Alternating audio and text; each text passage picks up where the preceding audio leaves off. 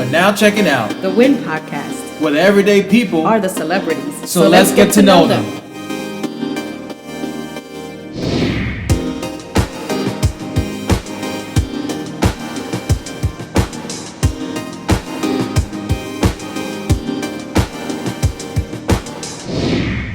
I always like to explain, how do I meet these people? How do we cross paths? And man, I just kept pinpointing maybe in either a Victor Cruz acting class, and then from there, seeing you perform, you seeing me perform, and then the friendship and everything just started flourishing from there, if I can pinpoint it. That's it. Okay, great. Yes. So now that being said, I got this little introduction of how I know you. I want the world to know you even more. Who are you? Wow, who am I? Okay, let's see. I'm a native of El Barrio, born and raised in El Barrio, 110th Street. The only female in a household of 6, which I have 5 brothers. Okay. I come from extremely humble beginnings, in which it was those humble beginnings that motivated me to do what I needed to do to enhance my life, enhance my family's life, and to also address a lot of injustices that I saw growing up as a child. And as a result of that, I went, school was really important. I realized that education was really key to, leaving the community, getting an education, coming back, helping the community, and helping my family. That being the case, and that being my belief in life, I did very well in school. They call me a high achiever. I hate those labels. Okay. As a result of that, I got a scholarship. I went away to high school. I'm an alumni of the ABC program, which is still in existence today, which is a wonderful program. It's life-altering experience for me. I was able to attend high school at South Hadley, Massachusetts. I was the only Puerto Rican in the entire community. So that's the first time that I ever really experienced, well, not really different, because one of the things about me that I think has helped me, and I'm, transgressing, is that I believe humor is very important. So I think humor, I've always had humor my entire life. So looking back now, when I was in high school, I had this huge ass afro. I was really militant. I had my little Pro-Cads and my carpenter pants and my red stripe. I was really, you can notice me. Right. But that didn't bother me. You embraced it. I embraced it 100%. And I went there. I was the only Puerto Rican, and I had my host family who were very affluent people. And it was a wonderful exchange of culture, because they never met someone from the city, or they didn't even know what a Puerto Rican was, to be honest with you. Okay, so I remember on my first dinner that they invited me. It was on a Sunday. And I'm going in there, my Pro-Cads, me being myself. Puerto Rican flag. Absolutely. I go in, I said, wow, they had this big spiel. I mean, the whole 9 yards, food, chandelier, the whole works. And I was like, wow, Ms. Hartwell, this is really swinging. I mean, this is me. So, And she said, yes, dear. She was really wonderful. She rest in peace. I love her. And then I that was the first time that I really, really expressed to her what my family was like. That we were very closely knit family. I mean, we didn't eat the way, we just sit down together and eat the way they did, right, so to speak. But we were very closely knitted. It was just a wonderful exchange of culture. And that happened also throughout the entire time that I was there, even with students. I lived in a house with 9 other students, female students, that came from throughout the United States. I lived on Mount Holyoke College campus. We had 2 tutors, pre-med students from Mount Holyoke. So the experience itself was wonderful. The education was really top-notch. I mean, I was a straight-A student in the city. When I got there, I really was struggling. But I did well. I did well from there, and then... How did you maintain, because what I want to get into that was so beautiful, what you explained, it was like, well, I was noticeable, but I was fine with that. Oh, yeah. And how did you embrace that since young? Because you said, I'm not going to use the word different, I'm just me. Yeah. How did you hone in on that, even since young? Absolutely. I think a lot of it had to do with my upbringing. My mom was very traditional Puerto Rican. Since I was the only female, she figured I should do traditional girl things. My father was the completely opposite. For his time, he was very progressive. And because I have 5 brothers, he used to tell me, you could do whatever your brothers do. There's no limit to you. You could probably even do it better. So my father was the impetus behind me being, in essence, just being okay with myself.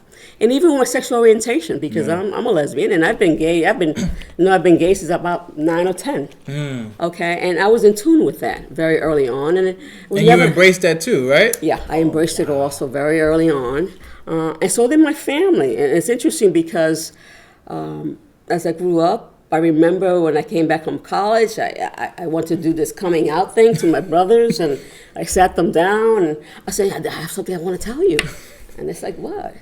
He says, you know, I'm a lesbian, right? He said, what? No, we knew that since you were yay size. Okay. Wow. So those are my brothers. My brothers and I were very, very close, extremely close. They also treated me just like one of them. There was no limitation in terms of gender between my brothers and I. I practiced karate for over 20 years. My brother's the Karate Hall of Fame. He was my instructor when we fought. So there were so many things growing up that really gave me tools just to embrace myself. It's so funny because, you know, I think majority of families that we grew up in, right, they are, and there's no disrespect to none of them. It just, we are raised in certain norms of how they was raised, so that passes on to that. You know, your mom was like the typical one, my mom is the typical one. You would just have this, and then you have the world, what they teach you as well. But here you are, you have your mom, but then you have your father that's giving you this beautiful gift of freedom. Absolutely. Of just saying, well, embrace that, be who you are. Yeah, be like your brothers. I bet you could kick their ass, you know? And then your brother's like, yeah, you're cool. You're one of us. Like, you know, we're family. So you had all the, it's like, let's just say, like, you had 90% of lessons being taught of freedom, 10% of your mom teaching you something else. But he was like, okay. So now it makes total sense. And I think it's so beautiful that you embraced that. There was no struggle of, like, you trying to, I guess, like, be something you're not. No, never. I'm a firm believer that you have to be in tune with who you are completely. Especially sexual orientation, too. If you have difficult sexual orientation, then that's going to affect your life tremendously. So, no, I do not have any issues with who I am. None whatsoever. Never did. How did you, so when you went over there to the school, were there challenges of there for you to, like, maybe, I'm comfortable, I don't have the issue, you guys probably have the issues, or maybe me, and how did you maneuver around those challenges? You know, because people will go on through life like that. They'll go to other places, the unknown, and get tested. How was it for you? You know, I have to laugh because now I'm getting these flashbacks. In my room with my roommate and the other girls in the house, I had a girlfriend. Her face was splattered all over my walls, you know. But no one ever talked about it. It was kind of, I'm thinking, this is the first time I'm actually thinking back on this. I mean, she was splattered.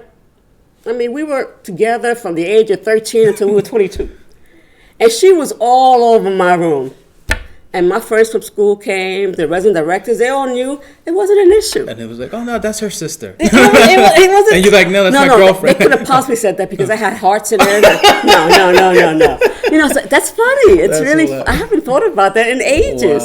Wow. So that, it was almost like a given, but that, you know, but I think a lot of it has to do also with how you treat people too, you know.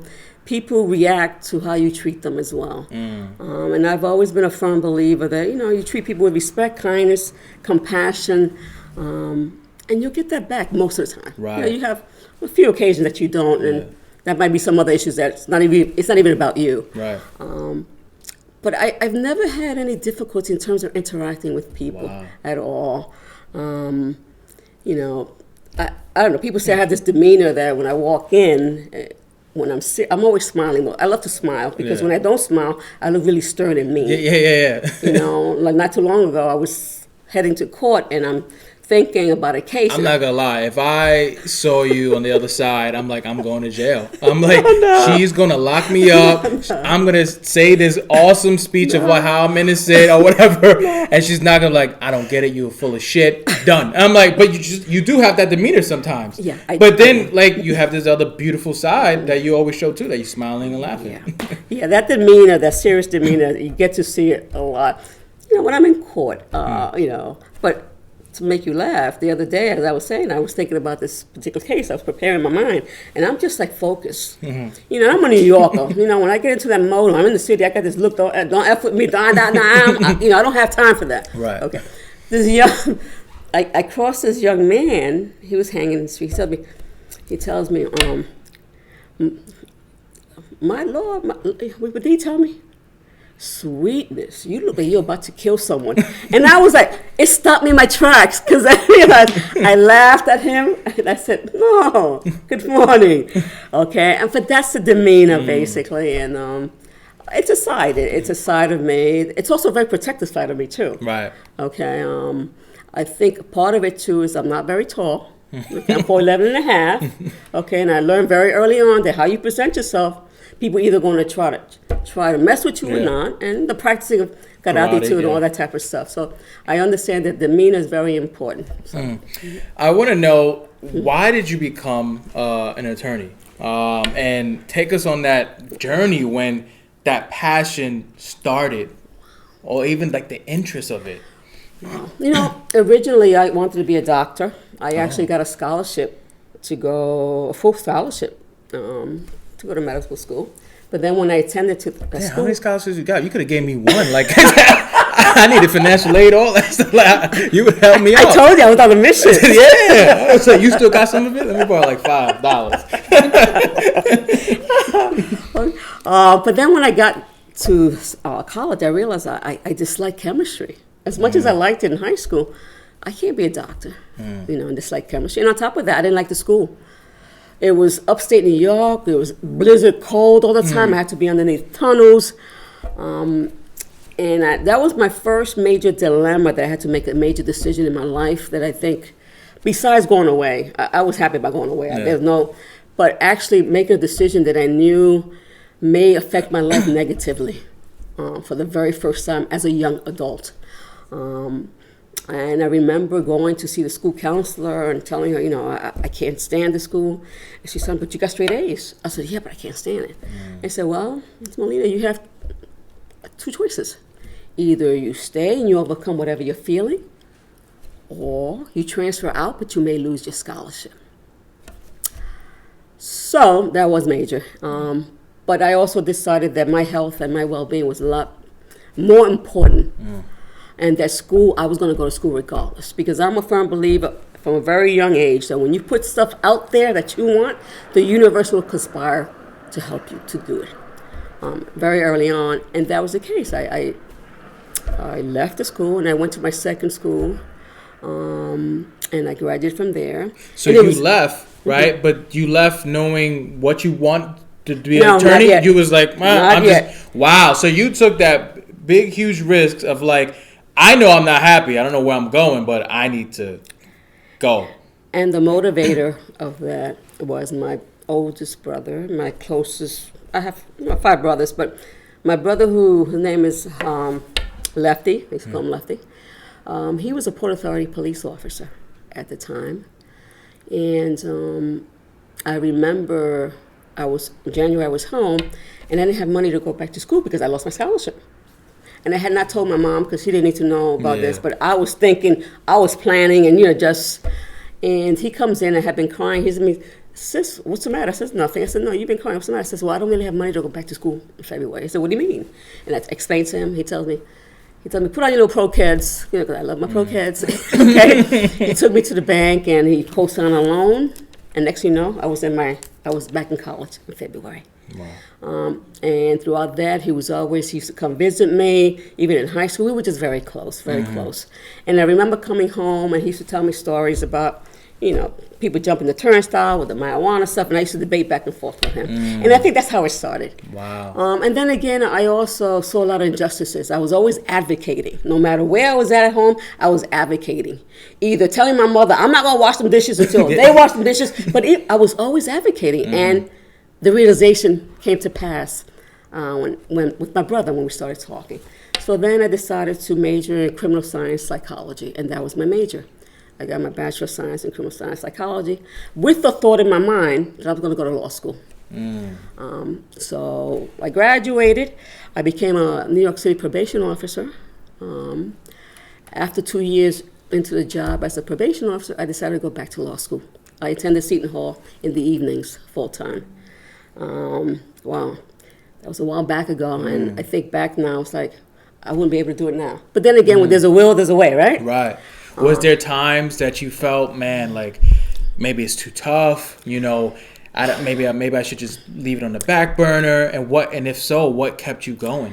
Yeah, there was. Remember, I worked full time. I had a caseload of probation, supervising and doing investigation reports, and then at night I would, leave, get there at 5:45, get home at almost 12 midnight, Monday through Thursdays. Wow. I was on automatic pilot. I did very well considering until my last semester. I got so tired. I was just tired. Right. And I got a D, my only D. And I remember my guidance counselor calls me. And he tells me, Wanda, what happened? He says, I'm just so tired. He tells me, you haven't gone this far to be tired and lose everything that you work for. That woke me right up. I needed to hear that, right? Because I was just in the myth of tiredness. Because you're in the present moment, not even thinking of the whole journey that what it took you to get there. And I heard that. I said, you know what? You got that right. And on top of that, money that I spent, and I graduated. I graduated in '87, and from there, '87. I also did an internship while I was, so I did a lot of stuff. Was there any challenges you faced, like being a woman and having that power, that being in that moment, and how did you embrace it and in a positive way to be like, well, I see what you're doing and I can react in two ways. Let it crumble me, or bash you in a negative way, or I can let it build me up. Absolutely. Now, mind you, when I was a lawyer, there weren't as many females. I'm going back. I've been practicing law for about 30 years. But yes, and I'll give you an example. I was a green attorney, and I was working for a firm, and I was assigned a case in which I was representing. My client was Middle Eastern, and he had a bodega next to this high school, and the kids during lunch would always come in and shoplift and do all kinds of things to him. And on this particular day, my client decided that he had enough of it, basically.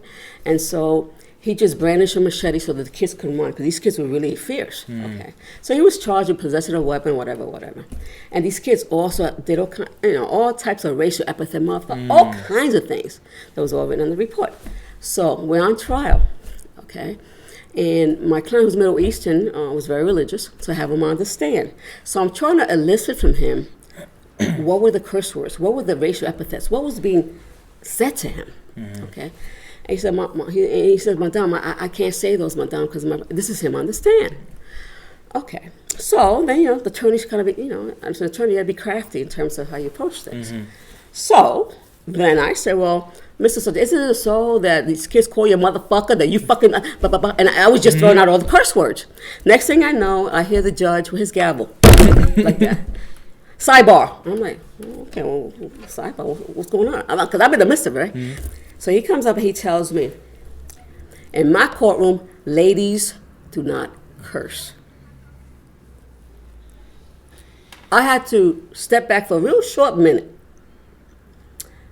because I really want to tell him some other things. But I was, I was being recorded. Everything's being recorded. And I said, Your Honor, with all due respect. And I realized today, whenever I say with all due respect, it's because I'm pissed with the judge. Yep. So I remind myself that I'm pissed, but I don't get street. So I always say, you're about to say the most disrespectful shit, but with all due respect. With all due respect, Judge. When I walk through that courtroom, I'm an attorney before I'm a woman. Okay? And I'm just simply trying to elicit, testimony from the client. Okay? Which happens to be words that you probably don't want to hear, but are facts.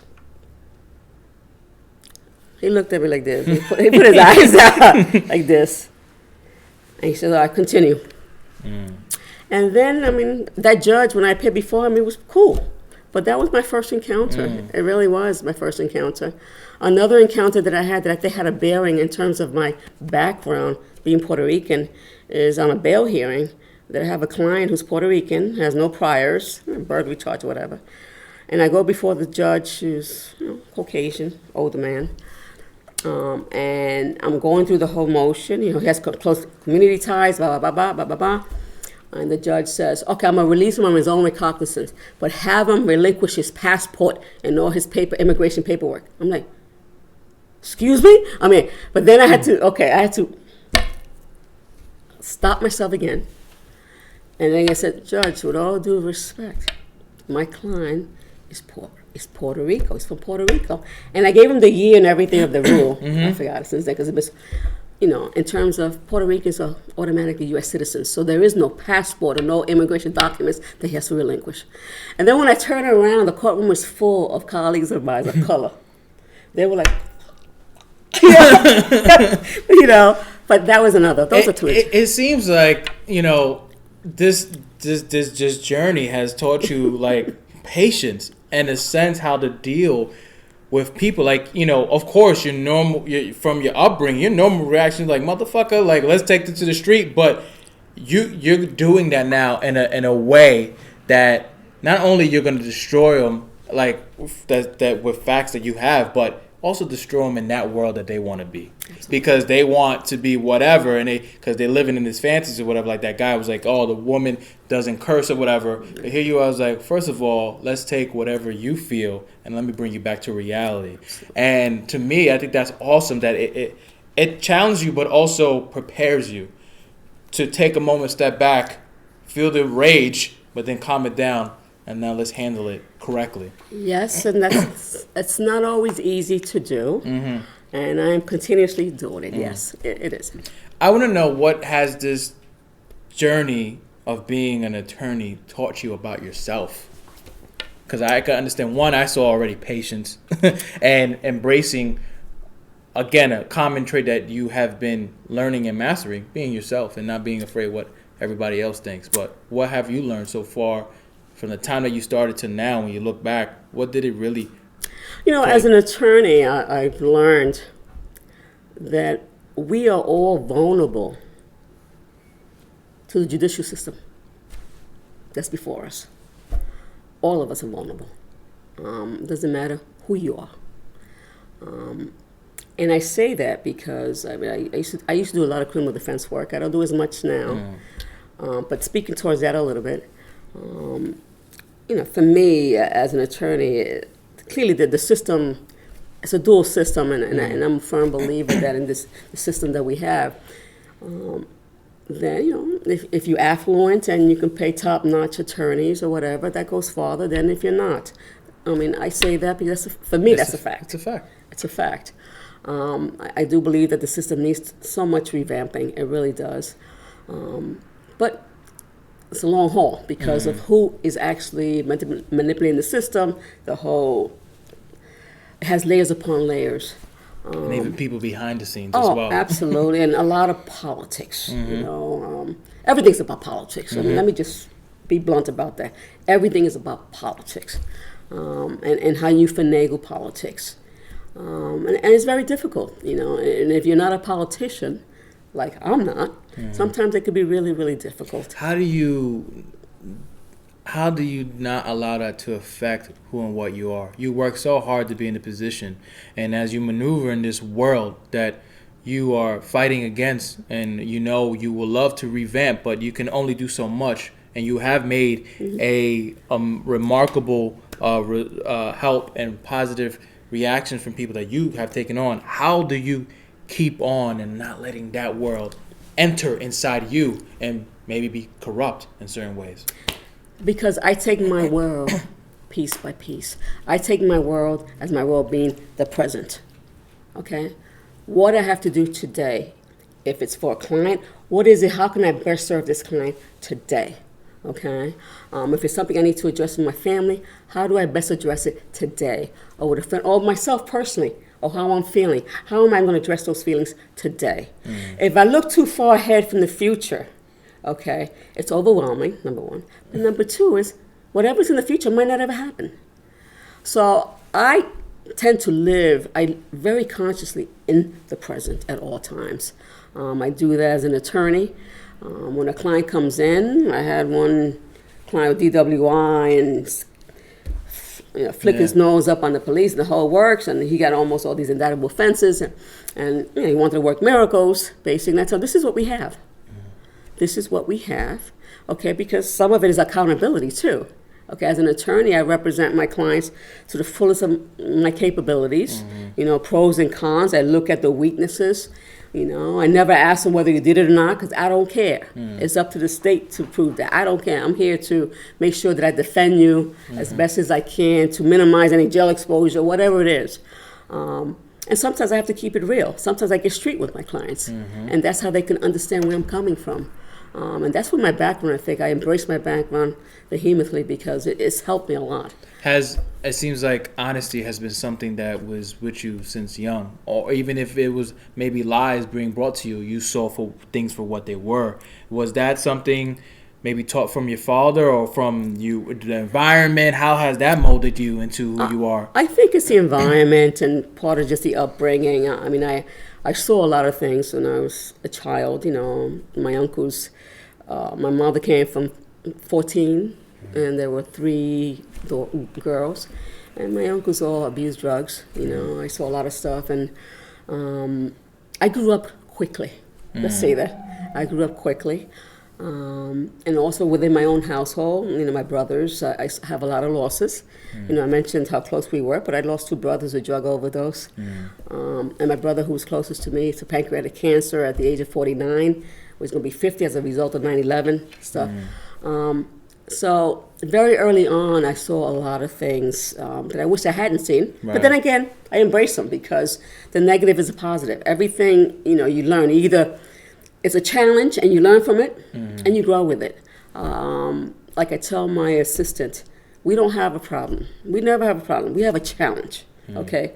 Because with a challenge, there's hope. You start looking at things. You start, dissecting ways in which how you can get around it. Not a problem. Because if it's a problem, you already called it that there's no way out. And for me, there's always a way out. How did those losses affected you? Because, of course, you didn't have that lesson just yet. Like when it happened, you had to go through the emotions, and the rage. What did you do, I guess, to eventually turn that to the lesson that you came to right now?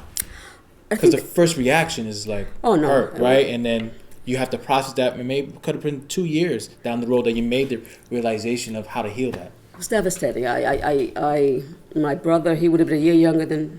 He died when he was 19. That's the first loss.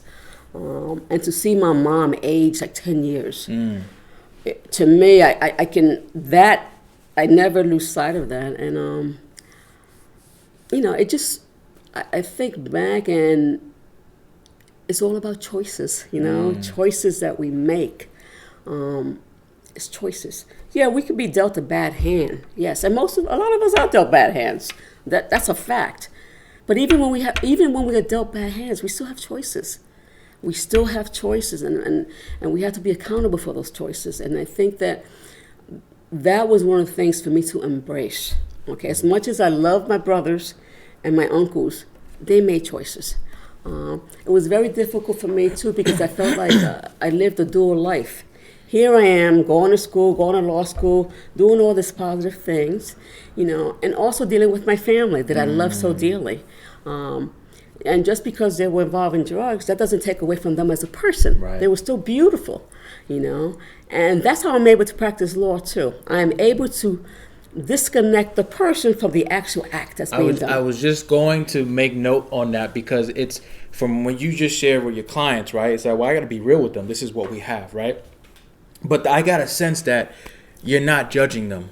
Like, because I feel that from what you've been through in your life, that could have easily been you. Absolutely. And you know that, okay, I didn't go that route, but I had that choice. Absolutely. So it's so funny how you blend the two worlds together and made it not simpler, but came up with the realization, look, that could be me right in front of me. But at the end of the day, I had those choices dealt with me. And it seems like it was very rough at times, but you was doing all these positive things, but you was seeing the different routes you could have easily went to, and learned from it. I think by you observing, you also learned. Learn from the hurt, learn from what was in front of you. Absolutely. But at the end of the day, also still embrace the joy that this person inside was. Absolutely. Oh, absolutely. And I think that I had a thought and it just escaped me. But what I was going to say is that all these different losses that I had, okay, really created my journey. Because people that I represent, they also feed my spirit. Not as an attorney, but personally. Okay, I don't take work home, but there's a side of me, basically, that can connect. Okay, and sometimes it's that connection that motivates me to push harder for certain people. So yeah. What was a moment for you that maybe you had such a fulfilling case or client that you learned so much? Maybe you needed it at that moment, didn't know. What was something that even when you look back now, it's like, oh. Yes, one of my first cases, and I only have two of them, but one of the first cases, a juvenile. And juvenile, young adults to me, I'm very passionate about them. I have them come into my office. I work with them. I do a lot of community stuff with them because they're the future. But this young man was charged with aggravated sexual assault. And we were trying the case, and I was reading this discovery. I was reading the report, and I actually get the complainant on the stand because there was something the way the report was written. There was such a major inconsistency. But to make a long story short, I was able to elicit from her that she had lied. She had lied because her mom would have whipped her ass. Whipped her ass, be honest. basically, had she had known that she was with my client. And I'm like, I was like livid inside, okay? But we were able to get that out, and he was found not guilty. Everything was dismissed. So that was, for me, that was very satisfying. Not because I won, but because it was the right thing. This young kid was being accused of something they never did. Okay?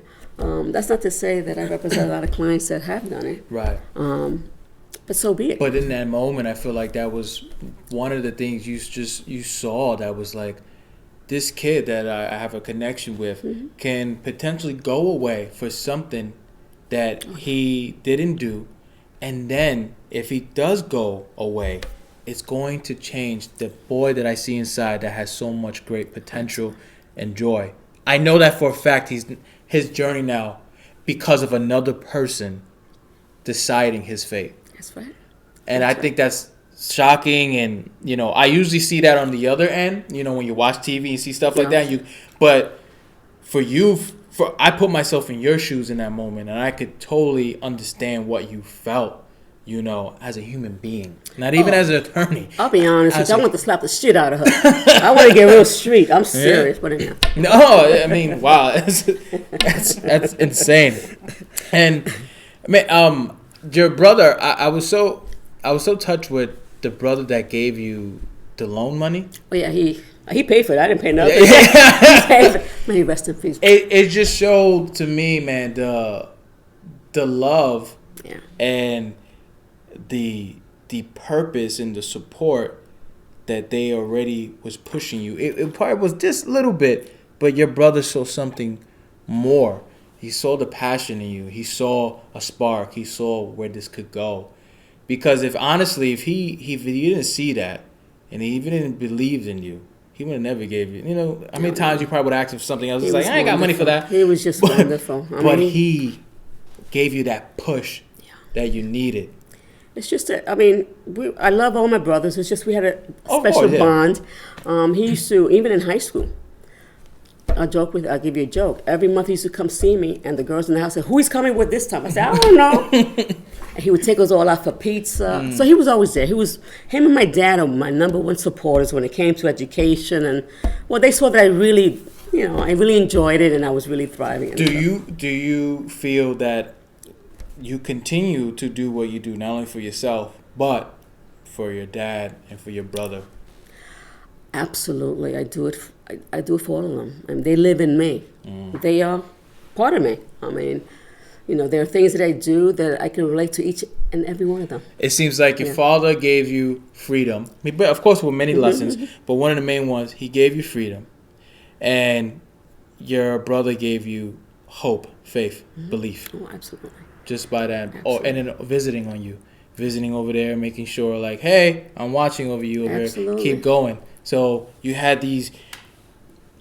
It's so funny. It's like you had these great fucking tools and lessons from you from so young that, in a way, I'm jealous because I learned this.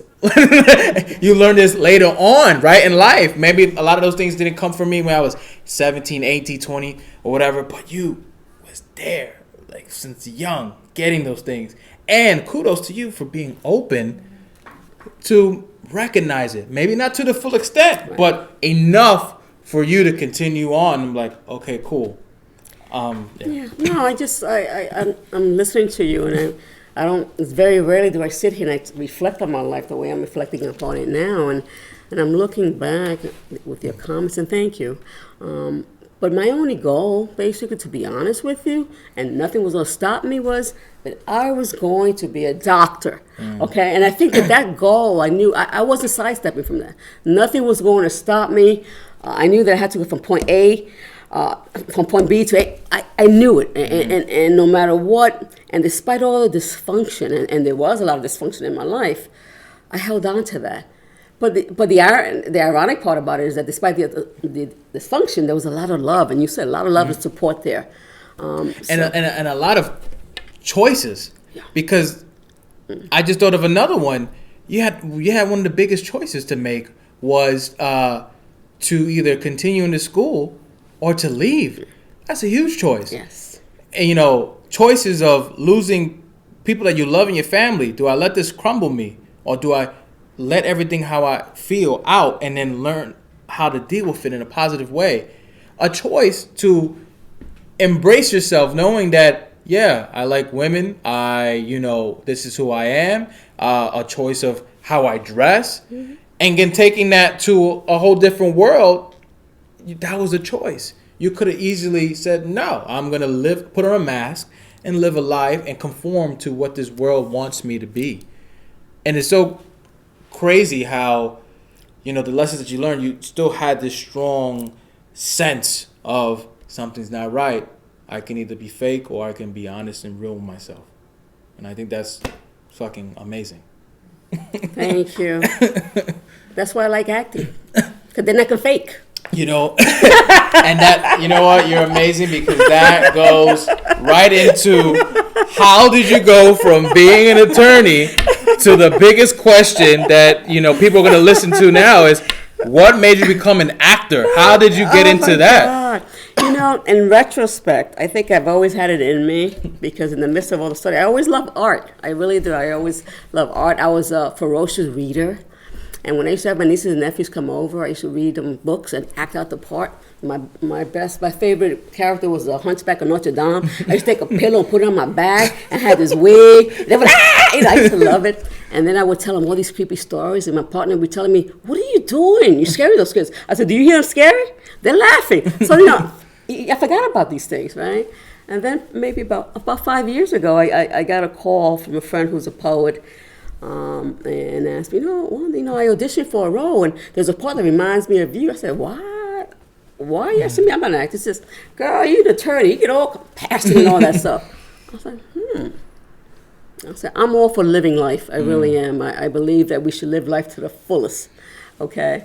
What has acting brought to your life from the moment that you started doing it? Maybe in the beginning, of course, it was just the fun. But then, joy. But what has it brought you? Because now it's a different world. Yeah, I find it to be very cathartic. That's the word that I use. It's also a sense of freedom also. I love to be able to take a role and just be that role. I love to be able to take a role and I'm a bitch. Oh, I like all that, because I can't do that in court. Okay, I mean it's phenomenal. But I also find acting to be such a wonderful exercise for the brain and for the person. Okay, because you're exercising your brain, basically trying to memorize lines and trying to put together the character, right? But you're also learning a lot about yourself in terms of being vulnerable, being open. Because the more open you are, the more vulnerable you are, then the better the part probably comes out. And I just love that feeling, that freedom to be on stage and to be able, and just to lose myself in the character. It seems like the acting brought you everything you said, but it brought you a different world for you. Oh, absolutely. Like, this is for me. I have my passion, my career. I love it, but this is for me. When you was doing the scary things with the scaring them, and you was like, look, they're laughing.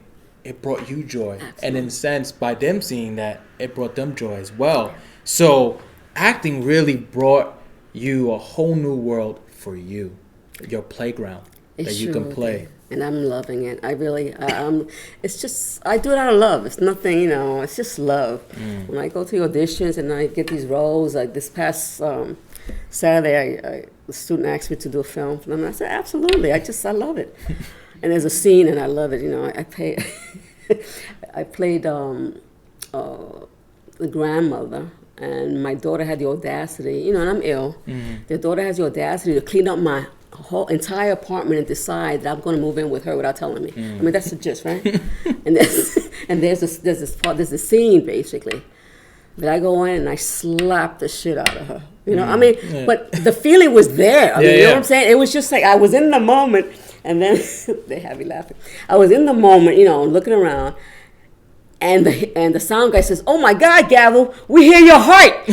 You know what I'm saying? Because I was like with the look, And then there's a part that I have to mush her, so I mush her, and then they had me laughing. I said, "Wow, Gavel, you a savage." I said, "All right." I love it. You touched on there where you said, it allows me to be vulnerable and get to know more about myself. What is something that you learned about yourself by being vulnerable that you didn't get from your environment, that you didn't get from your career? What is something that was like, oh, this is weird. I haven't touched this in a long time. Interesting. That's a great question. That's a real deep question. I think raw compassion. My entire life, I've always tapered my compassion. Okay, put boundaries on my compassion. And when I'm acting, I don't do that. I don't put boundaries on nothing. And I think that acting has allowed me to do that. I can relate to that and agree to that because, I feel like in your other world of being an attorney, it can hinder sometimes your compassion, right? You got to know how much to give, how much to take. In this world, no, give all the compassion. Absolutely. And you're like, whoa, because in this other world, I have to know my limits. Absolutely. In this world, the only compassion you're really dealing with is with yourself and whatever scene you're doing. I think that was beautiful. What you shared. And it's also an outlet for me because I've played roles in which I've had to get emotions of that I really don't know, but I know with my clients or I know with other family members. Like there was a scene that I had to do that I'd lost a child. That scene for me, it was right on key because my mother, I immediately went into that zone of being my mother and what I observed and those feelings that she had to be in that zone.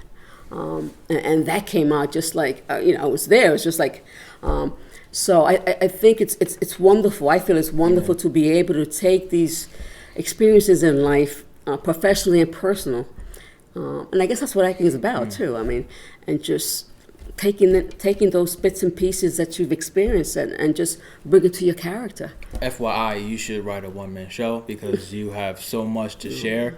Literally, from the time that I've started from now, I have learned so much from your story, and I'm just putting it out there. You should write a one-man show. You will learn so much more about your life, and it will give so much to others, just like how you give to your clients. And I could see, sometimes you don't take the time to look back. And I think with this show, when you write it, just for you as a book, you're going to learn and rediscover so much more. Just FYI. No, you're absolutely correct. And I thank you. And I'm throwing you kisses. Thank you. No, it's true. Thank you. I don't. My partner made mentioning of that I should really write a book. I was like, I'm too busy. She says, no, you have a lot to say. And it's funny that you said busy. I was going to say, how do you manage being an attorney and an actor? How do you juggle both worlds? I have my own office, so I have the flexibility of time, and I have an assistant. And what I do is early in the morning, I'm an early riser, so 4 o'clock in the morning I'm up, and 5 o'clock I either go on backstage, see what's going on, blah, blah, blah, and I forget about it. And if there's an audition comes in, I just factor it into my schedule. A lot of times they're on the weekends or in the evenings, so it hasn't been too difficult. Gotcha. Yeah. What advice would you...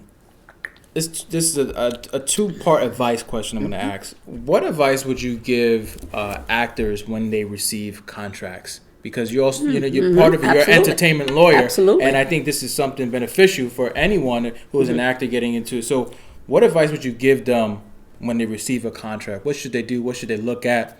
Go. Okay. First and foremost, one of the first things they need to, and again, it depends on the extent, how extensive the contract is and what type of contract it is. Okay.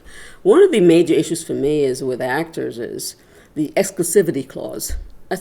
That clause itself can be very detrimental for actors. So one of the first things, most of the time I advise them, you should not be exclusive unless they're paying you enough to be exclusive, okay?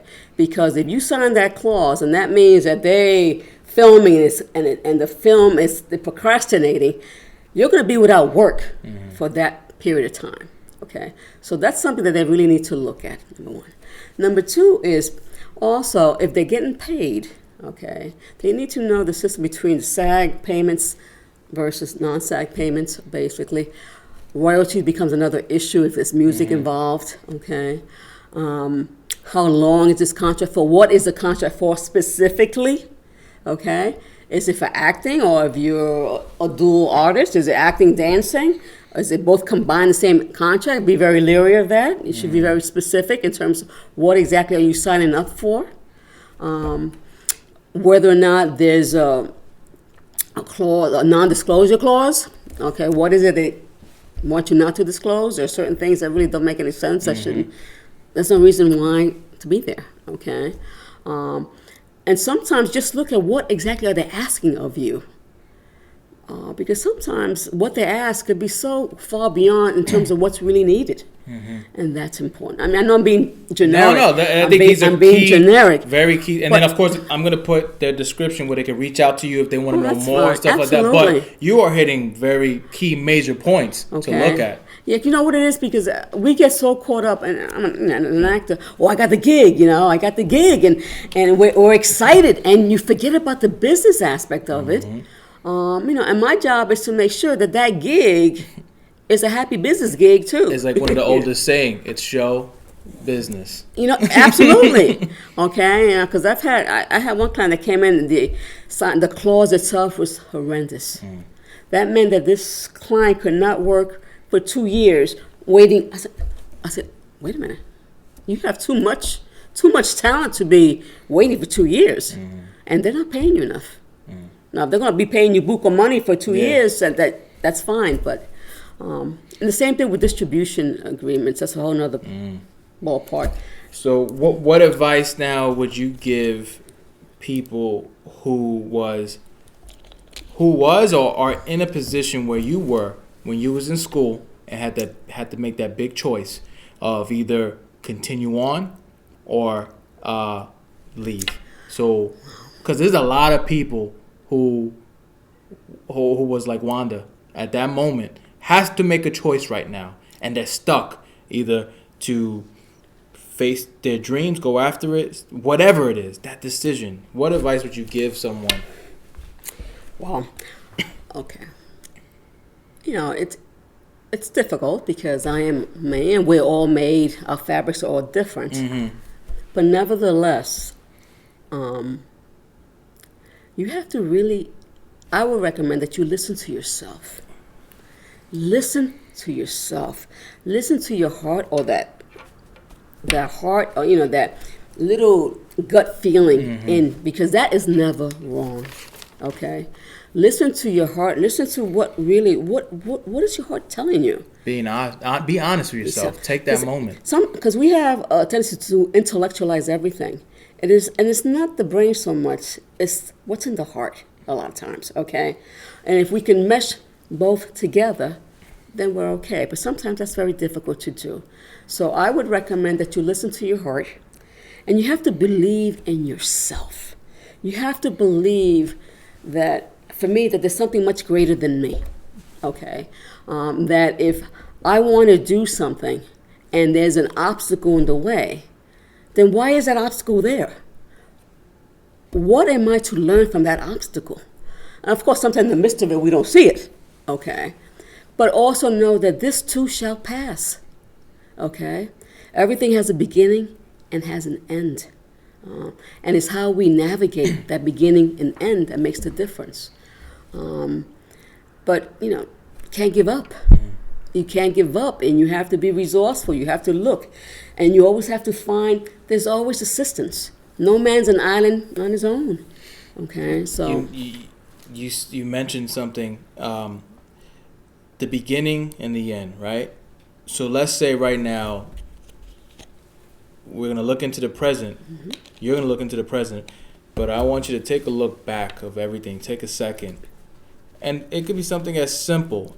I want to know, what do you see when you look at yourself and think about everything you've been through and what you learned from a childhood and what it took to get you right now, presently. What do you see? It could be a word, it could be a sentence, but what do you see? A warrior. Yes. I've had to fight some battles. Internal and external battles. Should be the name of your one-man show, Warrior. Okay. Ay, Dios mío.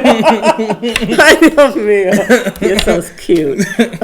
But yeah, no, that's the word. No, nice. So, Wanda, we got to know you now, man, physically, spiritually, like job-wise, everything, all around. And now we're going to go and shift it to one of the first segments of the interview, and it's called Let's Look Inside. The first question for this segment is there a meaning to life? If so, what is it to you? There is absolutely a meaning to life, at least in my life, and that is to live to the fullest. Perfect.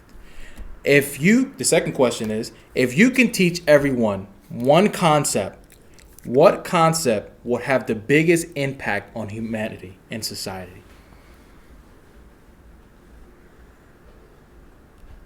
Kindness. Love it. She's like amazing. She's like right on point. Segment number 2 now is called Words from My Spiritual Teacher, Guru Enlightenment. Everyone know I has a spiritual teacher. She's been amazing to me and amazing to her students. Hi, Guru. She has taught us spirituality, to believe in yourself, and you should check her website by now because you guys been listening to this segment for God knows how long already. So all her information will be in the description. So in this segment, I'm going to read something from one of the things that she wrote, and it comes from her book, and it goes, "We can blame everyone, but the problem is not going to be solved. That is just a cop-out. We need to take responsibility for our behaviors. We have so much to deal with that our ego and pride get in the way." What do you think when you hear that? I totally agree with her 100%. Absolutely. We limit ourselves by our egos. When I read this, right, it just took me and wrapped up your whole life, what you just shared, right? Because, and you touched on it, you could have easily blamed everyone in your life. Your brother's passing, the messed up stuff that you saw in your community, the things that you saw from your uncle. You could have easily took all these emotions or whatever you saw and blamed them. I'm going to be now a drug addict because of you. I'm now going to be angry because of you. I'm now not going to do anything with my life because of you. Not to say you didn't have these emotions, but you made that choice to take responsibility and learn from it. And by taking responsibility, it had led you to where you are right now. Not to say that you didn't have probably moments of ego and pride, but you learn I'm better than that, and I have to limit that. So when I read this, I see the warrior taking responsibility in her life to be where she is right now. She sure does. Every day. Wanda, it's been a remarkable pleasure to be here with you, for you to be so vulnerable and share your story. And I love you so much. I thank you for always supporting me. Thank you for sharing your story once again. Thank you for the lessons, man. It's just been truly a episode like to remember for me, and I would definitely cherish this. And I'm gonna put your not your social media, but you give me all the information I could put in the description so people could reach out for you, learn more about you. Sure. and your profession. But I'm looking forward to when you write a book, or better yet, when you are on that one-man play writing it. Because honestly, you honored so many people in this episode, and their story should continue on. And I feel like their story should be heard. And you honored yourself. And I think with a one-man show, it will be one of the biggest homage to everything you have done for you and everyone that supported you, your family, and taught you. So I'm just going to leave that out there again. But, yeah, I'm looking forward to that. And thank you for taking the time to do that. Wow. I thank you for having me. I love you both immensely also. You're so beautiful people. But I thank you for giving me the opportunity to reflect upon my life. I have not done this in quite some time. I'm always helping others. So, and I thank you so much for it. And I would definitely consider what you've mentioned, and who knows. Thank you for checking out the episode. Please help us out by subscribing to our podcast, writing a review, sharing with a friend, or leaving a comment. Thank you. This will help us so much.